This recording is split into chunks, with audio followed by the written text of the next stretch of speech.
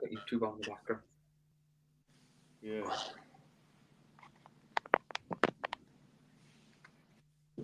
I don't know how I know if we're live or not, but I guess we are, right? Let me share the link. I guess we are, love her. And then we'll dive straight into it. And hopefully people can join and ask questions and stuff. But Where do the questions come up then? yeah, they should come up on my chat then. He'll see how many we want. Where is it? He could probably screen share them at some point, or if you wanted to, and he was clever. I'm not very clever, boys. You are. You are clever. So the link. Go back. Oh, sorry if we are live and anyone's watching. We're just figuring shit out. Just had a look. Entertain yourselves for a minute while we figure it out. Oh, God. Live. Dark already. I know. Nikki's just pegged it all the way home from Glasgow for this. Literally got in 2 minutes ago. I'm surprised you didn't come home to go back. You went back up north, didn't you?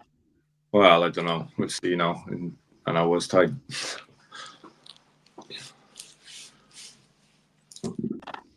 When I test my calf. Oh, baby. Leg's not working. Well, your leg's still not working. You've got two legs better than mine. I don't know about that. My left one's not playing ball. Right.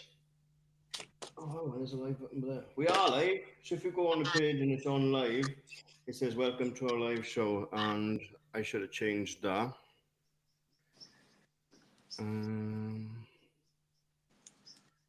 I think it's too late now, so lesson learned. But we are welcoming Arwel Roberts back. Last time we seen you, you were getting ready for Berlin Marathon. You won a competition with Purdue Performance. Yeah. That's in the bag now. We'll get on to that. But how did the training block and everything go? What was it like winning the competition?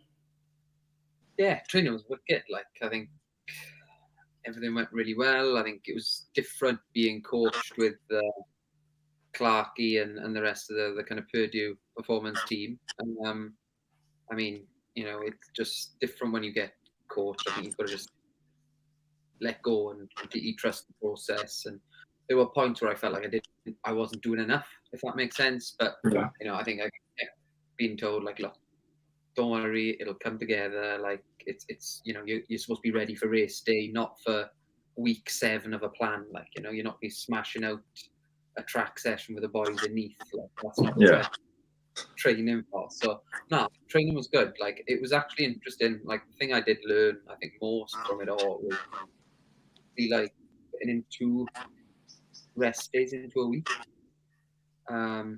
Like, I've only ever since I've started running more frequently and my body's been able to tolerate it. I've mainly run like 6 days a week. I'll have 1 rest day jotted in there, but the rest of my week is easy running.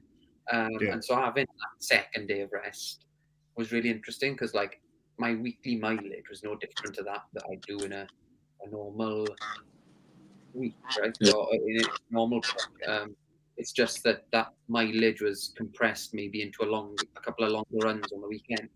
And so I think, yeah, if anything going forward, that might be something I'm doing anyway, is having like 2 days off throughout the week and then bulking some mileage on the weekend, on weekends, particularly where I don't have anything kind of clashing, if that makes sense.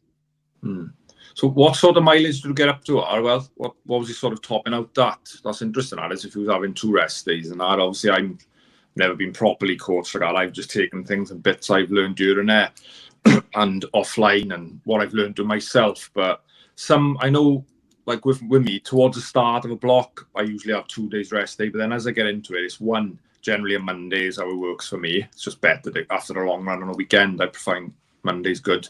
But what sort of mileage was you topping out that? I know it's hard because they've probably got ideas and how they think, but it is individual for each athlete. I know, because some people can take more than others. So what sort of mileage did you get to? And was you all the same, the four of you on the same plan? So we were all on, I guess, a similar plan. Obviously, it was personalised in the sense that, like, certain people could fit their week around anything. For me, I had to, like, keep in mind that I wanted to keep a social aspect to my running, so still want to do club sessions. Yeah.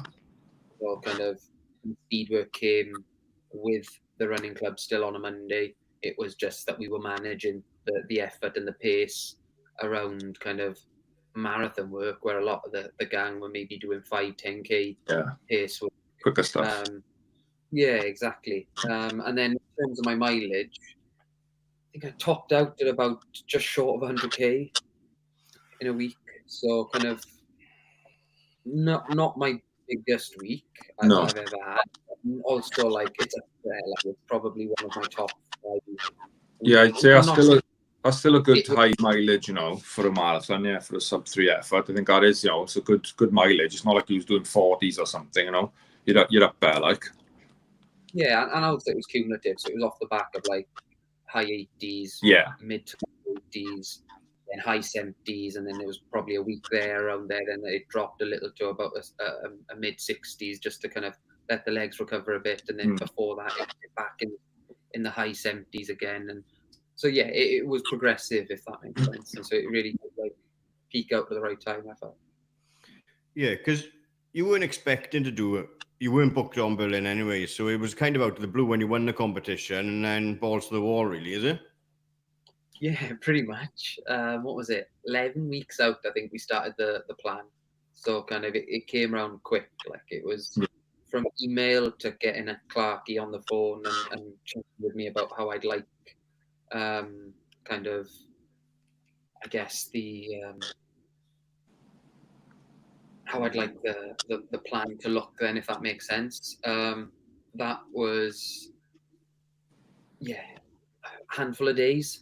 Like, it was a quick turnaround. It was like, look, what's on the reply of the email? It was like, what's your number? He'll be in touch to get the plan started. And yeah, so it was kind of a quick turnaround, and then straight into the training. And then I think 4, 5 weeks in, I think we did our first bit of a meetup. And then we had another one about 4 weeks later, where we did another session and so on, and a lot of the PR stuff.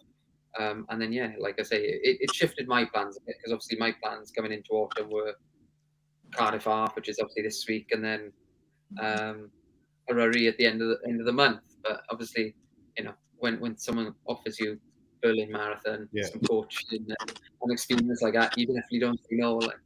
No, you don't. Definitely. Great opportunity. It looked like got some good kit as well. Yeah. They didn't offer a deferral option, did they? Yeah, you've won this, but can I do it next year? What was the only, like, my side of it? I'd be buzzing with all, like, the photo shoots and the content and stuff like that. What was all that like as well? Because comfortable, or was it out there? It was obviously out your comfort zone, but probably pretty cool as well. Yeah, I must say, like, the boys at ProDirect, they are so good at what they do. They make it feel so comfortable, so relaxed, and like, to put some of the, like, you feel uncomfortable because you're not used to it, like, if that makes sense. But like, the way they clip things together, the way that, like, some of the boys edit things just makes it look so clean. It's like, it's impressive. Like, that they are wicked when it comes to, like, what they do, and it's why they're good at it. Like, yeah. So like, there's kind of there was a main duo that followed us throughout the whole process. So Tom, he was the producer, and Lewis, he was the videographer and editor, mainly. And then along the way, there were other people along to take pictures and things. But generally, those were the two that followed us from start to finish. So they were at the first shoot, the second shoot, and in Berlin with us. And yeah, I'll be mates with them for life now as well. Like. Yeah, that's good. That is got a good link there. I have no from that. Yeah, Lewis must have walked on with a laptop strapped to his back for the entire time, like, because content was flying out as well. Pretty much. if he wasn't filming, I think he was on his laptop editing, and then when he wasn't on his laptop editing, he was filming something like awesome. Yeah. No, fair play to him. So prep went. I mean, we seen you a couple of times during prep, and I thought it was in the bag, obviously, but shit happens, doesn't it? But prep went really well, considering you jumped straight off again, got as ready as you could, but you probably didn't have the ideal feet up week before, did you? Yeah, I think like build up wise, like training felt good. Like I felt like great. Like, you know, I think in terms of how training can go, hitting target, in pace, trying to hit like, you know, certain sessions at a certain, you know, at certain numbers, certain repetitions of things, like things were looking good. And to be honest, like I think that as you say, the way a marathon goes is exactly that. Like it's a long way. Like, you know, you can't plan for everything. You can plan as much as you can. And in terms of the planning, like I say, the sessions went well and everything. The week before, it's an holiday in it. Like, you know, Yeah, exactly. I think, and that was booked before you won the competition as well. Yeah, so we, like me and Amy, my girlfriend, we shuffled things around to kind of make sure Berlin was possible. She was the first person I actually called after getting an email. I was like, right, any chance we can shift 2 weeks in Italy about a bit and make a detour to Berlin? And she's like, what? Okay. So yeah, no, exactly. Like the week before was like we were in Italy, Amy did her Ironman and smashed that, and then we had a couple of days to travel about a bit, and then moved over to Berlin. I mean, to be honest, it wasn't too like eventful. I think traveling for any away race then is always suboptimal. You know, the flights, the airports, the unusual places. Like it's the first time I've ever raced abroad. So it was a new experience in that sense as well. And I think, you know, for pros that do it all the time, it make a difference. But yeah, I think it's just shifted a bit. Absolutely, yeah. Yeah, well done to Amy as well. What did she do? Full or 70.3 or? Full one, right? Yeah, full Ironman. Yeah, full Ironman on the Saturday before Tembe. So there was a busy weekend of Ironman. My phone was I think I recharged my phone about 7 times. Tracker alive, like. Trackers go mad everywhere. Yeah, there was loads on. What was it? Saturday I had Italy, Amy's was a big thing, and then Sunday I had everyone I know back in Tembe going, and then all the girls out in Nice, like ping, ping, ping, ping, batteries dying. Absolutely. We put a poll up the other day, didn't we? That blew up quite a lot of voting. And I was interested to find out about you at tea that night as well, because Amy had just done full Ironman, you just done a marathon, and we were sneaky in the wording really about what was harder, to race a marathon or to complete a full Ironman. How was your dinner that night? Was that the topic of discussion? I don't think she agreed with me. I'm a runner, right? So I'm biased. Like I'm gonna say race a marathon every time. Like if whereas like I can pretty much guarantee you anyone that's finished at Ironman might turn around and say, oh no, you know, it's the finish in the Ironman that's the tougher one. But no, I don't know. You have to get some stats out.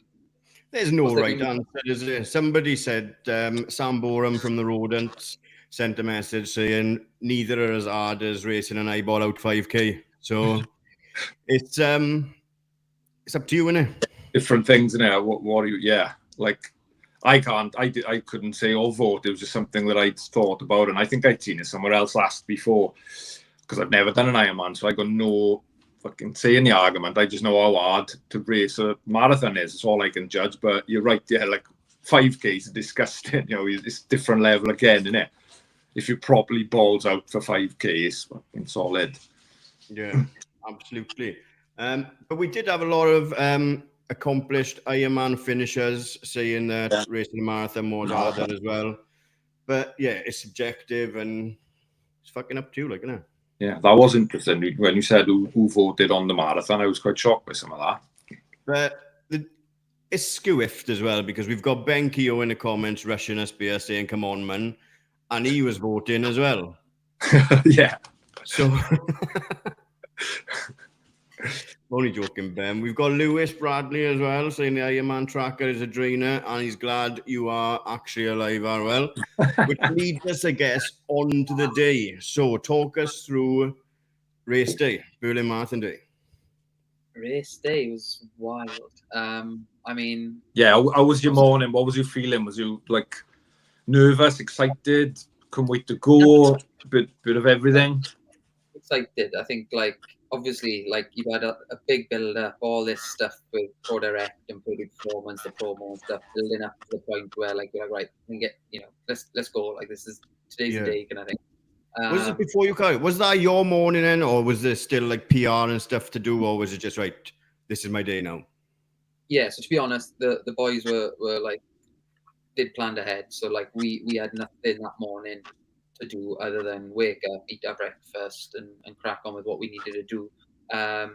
We'd done all the PR stuff as I think we finished after the shakeout run on a Saturday morning was the last bit of anything we did with the camera or kind of involving the product team. So that was, yeah, like we'd gone to the expo on the Friday, picked up our numbers, all the chats, the camera and things like that there. Next morning we had the shakeout run with Purdue Performance from the flagship store in Berlin. So we were all based from Adidas there and headed out on a little 5K around the zoo. And then got back, and then it was well, not in, like, there's a park on the outskirts. Park, yeah. You made that sound a lot better than it actually was. I saw some running roads, I must have. Like, it was good. But yeah, race day morning came, wake up, what was it, like 6? I think 6-ish. I got up, straight on to breakfast and coffee. And then we were all in a taxi, I think at about 7:30-ish, maybe 7:45, heading towards race start.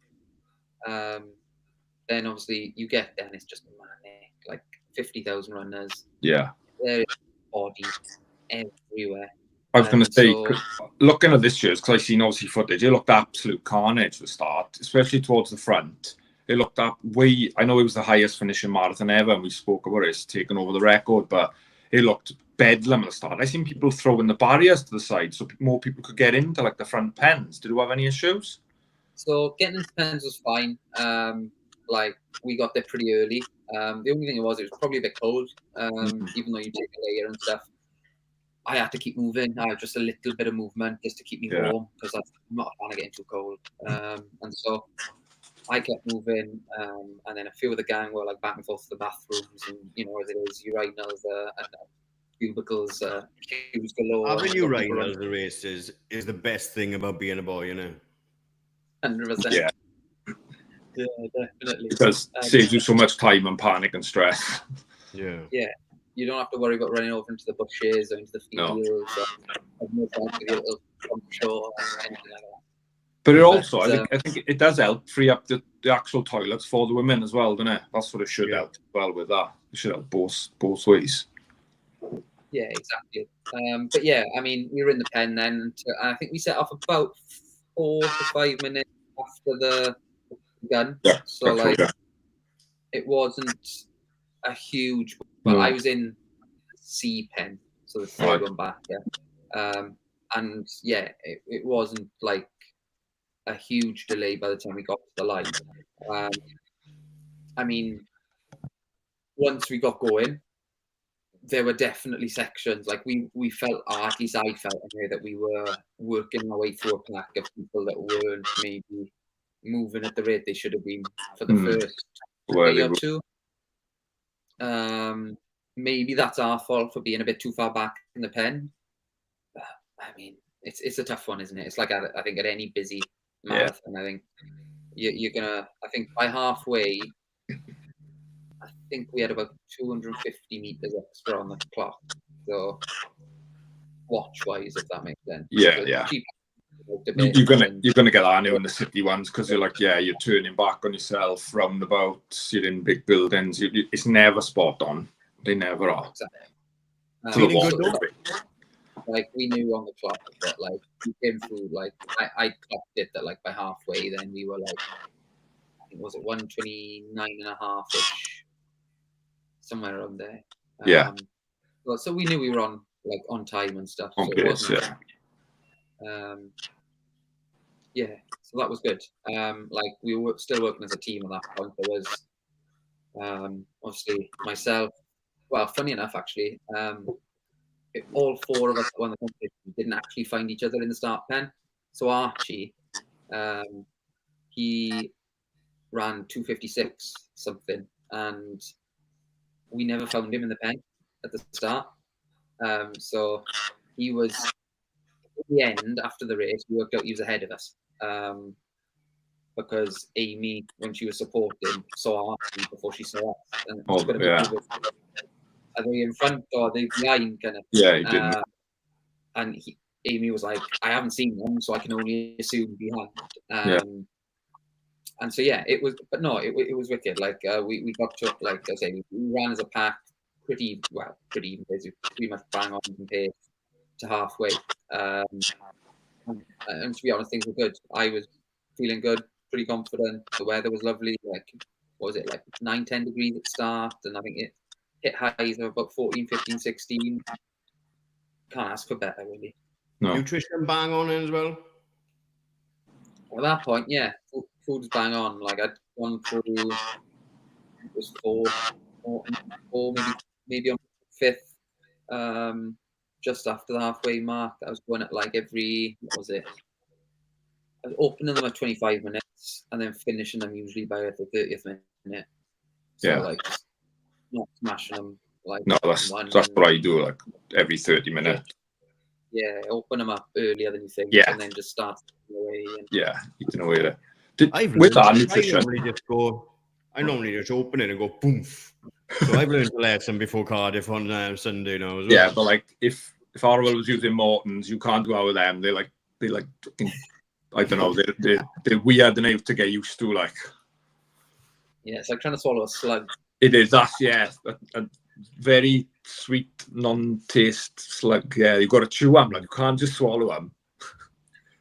Do you have any tips on nutrition from the Purdue performance?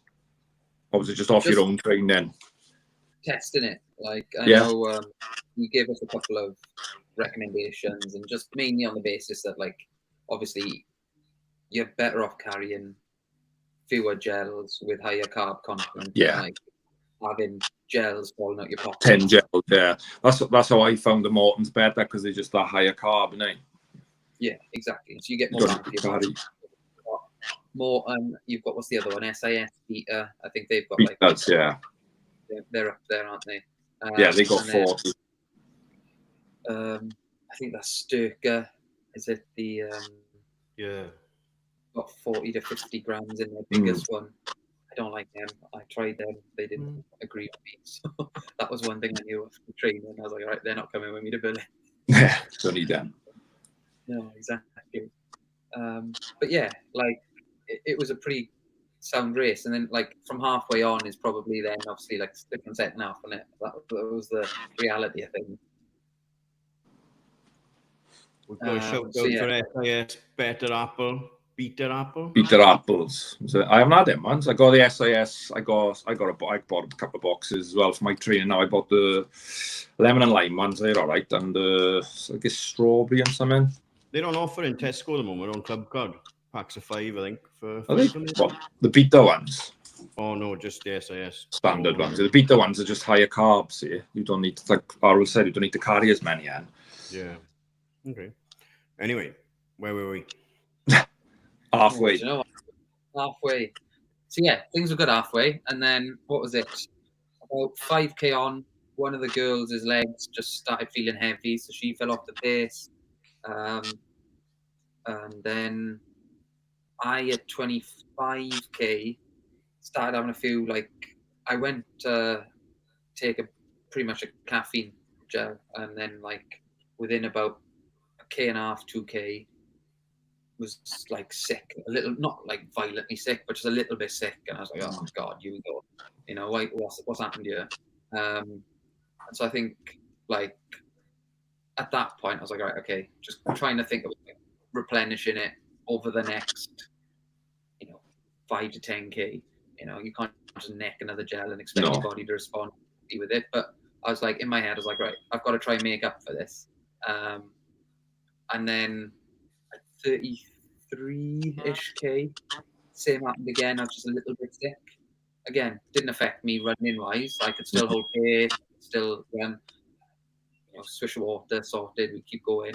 But then at that point, I was like, right, I do generally need to be thinking about fuel. But I just couldn't stomach much then at that point. I was like sitting away at Morton's, getting to about half a packet and then throwing it away because I've been holding on for so long, it was warm. And you'd open another one, you think, right, sip away this one. And yeah, I just don't think from that 25K point onwards, I've not refueled enough from stuff I've lost. Not that I think I'd lost loads, but it was obviously enough that over time it was depleting. Especially that time as well, because like I say, your body is probably going into like its resources anyway, and you need to be like staying on top of it. Because I was once told, like towards the end, like I used to either take them on 5 miles or 30 minutes around there, but then towards the end you start taking them on 4 miles from about 30K on, because then you need more because you're going deeper. So then if you're, like you say, you're only getting half down and being sick some of them up, that probably, you don't realise that probably was a huge effect towards that last 10K. Yeah, exactly. And so I think I started really, well, I knew I was in for a battle at 35K. I hit the 35K mark. I was like, right. I started having, I don't know if you've ever had it, Nicky, but like that tingling in your fingers. In your arms and fingers, yeah. Tingling. And I was like, you start zooming in a bit more. You don't really take in the noise quite as much. You're not as like up there. You just zone in on what you're having to do. And then I was like, at that point at 35K, when that was happening, I was like, right, then this would be a battle. Like we're in for a tough one here. I was like, right, just zone in, stick to the pace. Like I say, we had a pacer, so I was like, right, just follow it, stick to the heels and just keep moving. And then, it pretty much, I managed to get through a few, and I thought, oh, here we go, this might be all right. 36, 7, I thought, right, we're getting close, Same, like 38 was okay, and then 39 came, and towards the end, 35 kilometer, wheels fell off, like. They fucking really fell off, but. Yeah, we've seen the footage. They fucking obliterated. Yeah. You can't remember much of that, then, can you? So the thing I remember first, which I explained actually to one of my patients today in work, because like they're a runner as well, and they're asking me about it. And the first thing I remember is when you're running at that pace, you feel like you're running together, like you're in a pack, so you're all moving at the same rate. The first thing you notice is suddenly feeling like you've been overtaken by everyone. Everyone, yeah. Like you might only change pace by like 10 seconds per kilometer, but suddenly everyone's streaming past you. And so I think at that minute, that was the point I was like, oh shit, like, I feel slower than I'm even moving. And then Ross, the guy helping us out and pacing us and stuff, came up alongside me. He's like, oh, you feeling? You're right. I was like, mate, I'm in a hole here. He's like, look, don't worry, just keep moving. And I think he could see that I wasn't actually running a straight line at this point. Right. He came beside me and just put his hand on my back. I was like, in my head, I was like, what? Is he all right? Like, he just started pushing me along pretty much. And then there came a point where I literally had to stop. I stopped for like 10, 15 seconds. At this point, Ross had gone up ahead of me a bit. Not far, but just his heels were in front of me kind of thing. And then he must have heard me stop because like he turned around and was like, no. We're going to keep moving. You're getting to the end. And I think pretty much from then on, it was a battle. Because I think he even said, I think at that point, like, you stop now. It's going to make this a lot harder. And I was like, okay. Like, pretty much dragged me through the next couple hundred meters, and yeah, from that point on, it was pretty much a crawl to the line. But saying that, I mean, I looked at my splits because I was a bit confused as to what was going on. Like, I was like looking back at it, and I couldn't really work out what happened. But have a look at it. Like, I was actually moving way quicker than I thought over those last 2-3 days. Even then, like, a lot slower than like obviously I was wanting to. Yeah. But because we was tracking, weren't we? And like, I think we even got to 40k, and it was still, 40, yes. it looked like it slipped, but it was like, oh, it's going to be still. No, close. you hadn't gone through 40. It took ages to go through 40, and you were like, something's up. I was like, it's just the track, don't worry. Yeah. So like 39th kilometer was a 4:27. Like, yeah, it must have been the tail end of that like I was, and then the 40th kilometer was a 6:15. So that's where like I'd stop. Yeah. And then like was struggling. My 41st kilometer was a 5:24. Like, somehow picked it up a bit. Probably dragged or pushed up. Was dragging you by then as well, was he? Probably pushing me harder. Exactly. And then that final K was like a 7 something. So in my head, I was moving at like, I don't know, My 10, 14. Yeah. Probably not moving like. Again, I think that's the sense of because everything's coming. Yeah, you. It is like, I don't know, it's mad. Like you say, you even drop off 5-10 seconds that K, it feels like, because everyone's around that, or has been at that pace around you, or thereabouts, all of a sudden you feel like, what's going on? You just see people just fly past. That is mad how the difference in change, even just those couple of seconds, you can see it. 100%. And so I think, yeah, I mean, realistically, like, the wheels fell off at like 39:40. Yeah, it's straight to fall off. Like, you're so close, like, you know. Yeah, I mean, exactly. Like, you roll the dice in it. Like I said to a few people, like, I was there to try and go sub 3. Yeah, I wasn't in my head gonna go, right, this opportunity's been given to me. Like, at 37, because it's feeling a bit tough. Let me run 4:27s all the way. Yeah, and cruise into a 3:04 or something. Yeah, like I might have been able to do it and like come in at like a 3:02, 3:03, 3:04, you know, something around there. And just back off, like, and just go with the crowd, but at a slower rate. That's not what I was there to do. Like, you know, I was you shit the best for me, like, you know. Yeah, there's no question. It was full send. And so yeah, it unfortunately fell apart a bit too early. Like, I mean, to get that close, I was annoying it, but like, I'm not too hard done by, like. I don't know if it fell off too early. I've had it go a lot early, not as bad as you did, but like, I've had it fucking from 16 miles, 18, 22. Then I've had Chicago, just, I don't know what happened there. It just went perfectly. It's mad. But yeah, you got close, mate. I mean, to get to 39 before, I know you obviously had, it was the last fucking couple of 100 meters, whatever, didn't look great at all. Like, I didn't realize how bad. Huh? I thought they looked great. I said. Oh, yeah, you said it was I'd rather have them photos of me for the rest of my life than a sub 3. You'll get a sub 3. There's no doubt you're going to get a sub 3. Are you ever going to see a photo of you when I can see right through your eyes back to the 1940s? Class photos. Yeah. I mean, I was wondering, like, I didn't expect, like, the pictures, but like, one of the boys from the running club turned around and he said, "Oh, you won't believe it. I could have made it in Germany. Just sent me a video of you being dragged over the line." Saying to me how hard Berlin Marathon is.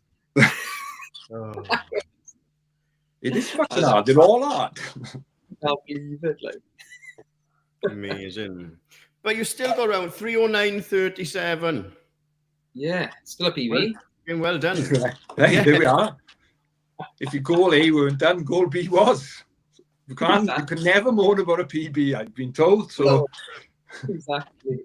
Have we started thinking about where that sub 3 is coming from? Oh, I don't know. He's got Snowden end of the month. He'll have flight on that now. What is it? Iriri? Yeah, exactly. Marathon or every end of the month, is it? No, jokes. No, I think realistically, I'll probably have a sit down now over the winter, have a proper think about it. Because, we'll have. I got Cardiff Half this weekend. I'll probably run it. I don't know in what capacity yet. I'm yet to run, so. You are running it? I think so. I'll put the trainers on. If you're 2.5 hours with me if you want. Film some content with him. Yeah, could do. That's a good shout, actually. Reports, like, and just Yeah. really, Stopping people as they run in. Yeah.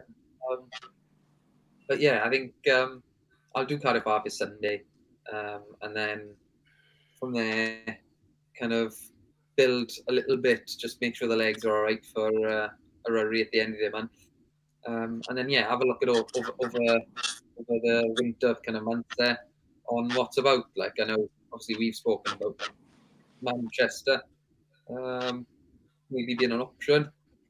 You better bring Benki your socks, but if you come to Manchester. Sunday? Yeah. You want him Sunday? Yeah, I'll bring on Sunday for him. I can wear him around Cardiff on Sunday, but I don't know. I think the other option is like with the club there now. We've got a bit of a raffle when it comes to London. I don't know, a bit of a ballot in the clubs if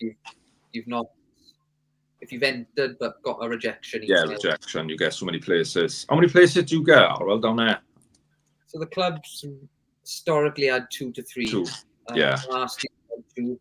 I think it works out about 1 every 100 like club members. Yeah, that's what it used to be. So every member signed up per 100 would be about 1. Because one year we had 3 or 4 Phoenix. I can't remember. It was quite a lot, but I think we are back down to 2 now. Yeah, so I think we had 2 last year, so I wouldn't be surprised if hopefully we get the same again this year. Yeah. So I'll wait until presentation night is where we draw. I say that's what they do it. Yeah, kind of names in a hat job.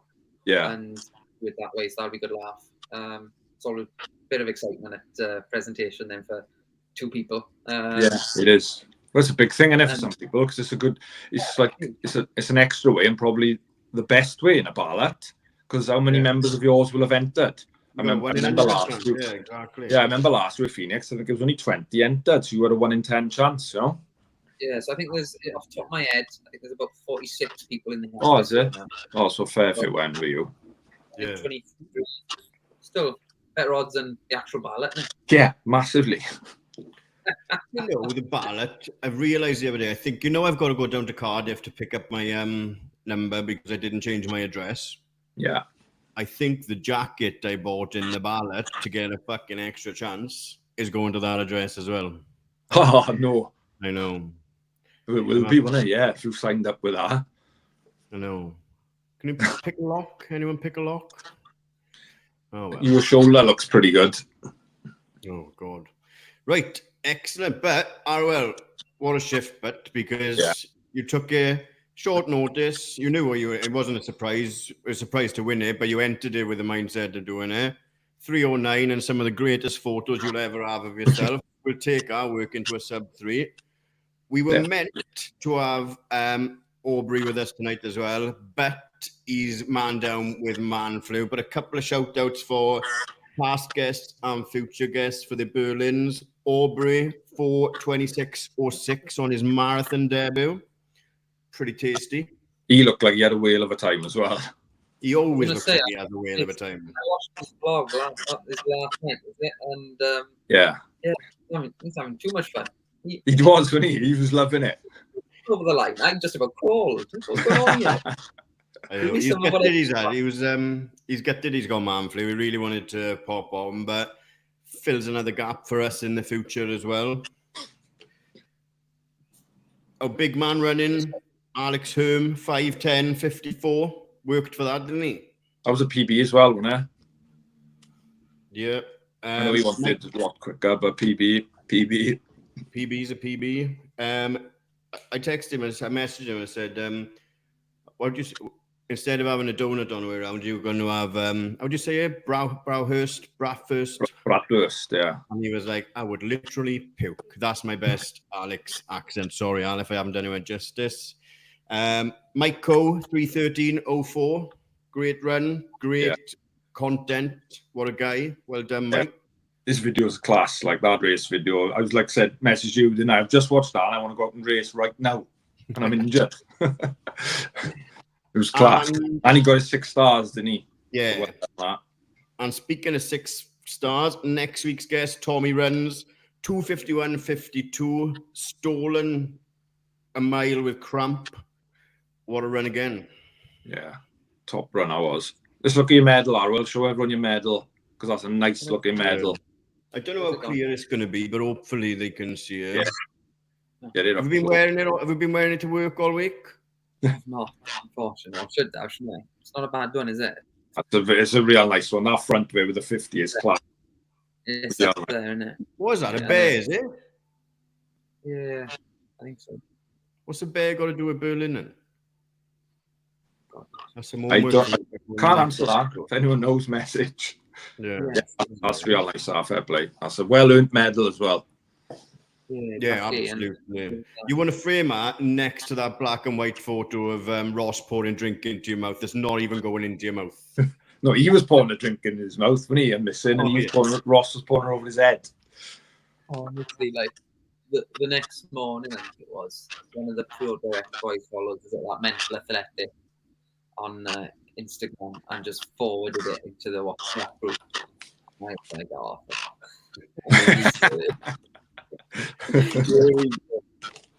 And then it popped up somewhere else the next day as well. Did it? One thing I will say, the bloke in green who didn't know me, who stopped well, actually found out. I've been able to get in touch with him and thank him because he. Oh, excellent! That's brilliant. He knew run with one of the other sub-3 gang. So that was nice. It was nice that I was able to like find out one who he was and two get in touch. Yeah. That's good. He need to do that, does he? No, absolutely. Thank fuck he did, oh. There we are. Happy days. So we'll see you. I'll see you on Sunday, definitely. We've got our own little meetup after it, so I don't think we'll be able to join the We Run Wales crew. We've got a meetup with the My Stag crew. Where is it, Nick? Pen and Wig. So, but I'll definitely catch you before, and if you want to run 2.5 for some bizarre reason, you can do it with me. If you don't, I'll see you on a finish line somewhere soon. Happy days, boys. There we are. Happy Days. days. Thanks, Arwel. Cheers, bye. Take care, bud. Ta-ra, everyone. Ta-ra, Lewis. We have one person watching. Hello.